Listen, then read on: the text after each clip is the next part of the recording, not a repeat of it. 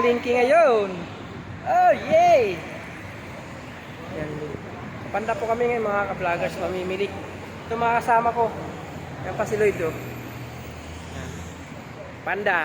Yan, sa Panda Market kami mga ka-vloggers. Yan, mili kami para sa Christmas namin kahit mga kunting handa lang. At least, mayroon kami panghanda para sa Pasko.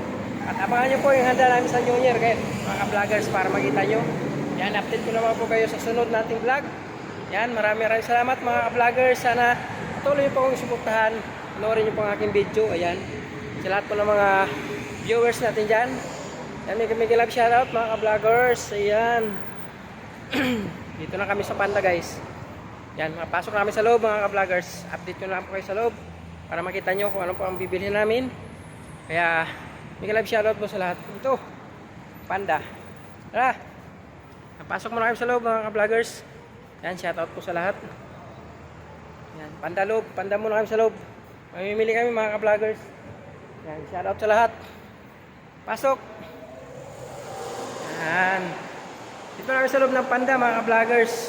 Yan o. Ito, Panda Market. I-update ko na po mamaya mga ka-vloggers. God bless at see you in my inbox. Bye-bye. Dito kami sa loob. Alright mga ka-vloggers. Dito kami sa loob ng Panda. Yan o. Panda Market. Bye-bye.